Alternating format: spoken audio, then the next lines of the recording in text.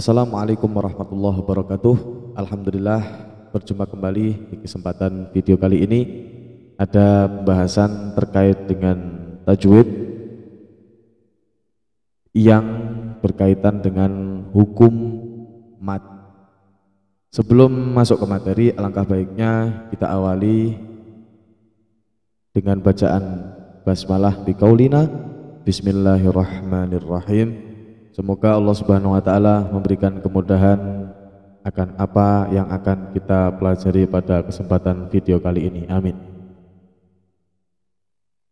Baik, yang pertama sebelum kita masuk ke apa yang akan kita pelajari tentang mad, perlu diketahui jenis mad itu ada dua. Yang pertama mad asli, yang kedua mad far'i. Pengertian mad tabi'i dulu. Jadi yang akan kita bahas bukan mad far'i, tapi yang kita bahas adalah mad aslinya dulu. Yang pertama, mad tabi'i. Mad menurut bahasa, baik, mad menurut bahasa artinya adalah panjang. Sedangkan tabi'i menurut bahasa artinya adalah biasa, alami atau asli. Yang biasa disebut sebagai bacaan mad asli. Panjang mad tabi'i yakni satu alif atau dua harokat atau dua ketukan. Nah, sedangkan mad tabi'i merupakan materi paling dasar dalam ilmu tajwid. Karena sebelum masuk ke materi yang lain, kita harus benar-benar menguasai bacaan mad tabi'i ini. Bila mana kita tidak memahami tentang mad tabi'i, maka kita sudah tentu akan kesulitan memahami hukum bacaan mad yang lain. Karena mad tabi'i merupakan dasar dari mad yang sangat banyak sekali bacaan mad di dalam Al-Quran. Maka pahamilah dengan sesama dalam materi ini agar membaca Al-Quran nantinya bisa lancar, baik dan benar. Amin. Kemudian apa huruf-huruf mad tabi'i itu?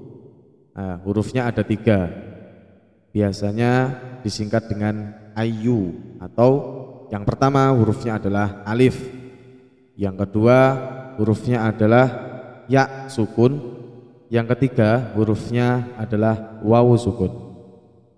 Huruf tersebut juga sebagai huruf mad. Baik. Kemudian hukum bacaan mad tabi'i adalah apabila ada huruf yang dipanjangkan bunyi suaranya berupa yang pertama, apabila yang berharokat dhammah sesudahnya bertemu wawu sukun. Saya ulangi, yang pertama, huruf yang berharokat dhammah sesudahnya bertemu wawu sukun, atau kita balik, wawu sukun didahului harokat dhammah. Ya, terserah mau ngambil yang mana, intinya adalah sama. Kemudian keterangan yang kedua, huruf yang berharokat kasroh sesudahnya bertemu huruf ya sukun, atau kita balik, apabila ada ya sukun didahului harokat kasroh. Itu yang kedua. Kemudian lanjut yang ketiga, huruf yang berharokat fathah sesudahnya bertemu huruf alif, atau kita balik, apabila ada alif didahului harokat fathah, itulah yang disebut dengan mad tabi'i. Baik, agar memudahkan pemahaman ini, maka langsung menginjak kepada contohnya. Yang pertama subata. Nah, yang dimaksud dengan alif didahului harokat fathah adalah huruf ba-nya. Subata, subah, ba ini yang bertanda merah dan harokat merah. Contoh yang pertama. Kemudian lanjut contoh yang kedua, mubinun. Nah, yang disebut ya sukun didahului kasroh adalah yang bertanda merah ini. Kemudian contoh yang ketiga atau terakhir, saburun. Nah, yang disebut dengan mat tobiknya yang mana? Wawu sukun didahului harokat dhammah atau dibalik seperti tadi. Yang pertama saya ulangi kembali, contoh subatan tadi bisa disebut keterangannya huruf yang berharokat fathah sesudahnya bertemu alif, atau apabila ada alif didahului harokat fathah. Kemudian contoh mubinun bisa dijelaskan seperti huruf yang berharokat kasroh sesudahnya bertemu ya sukun, atau dibalik apabila ada ya sukun didahului harokat kasroh.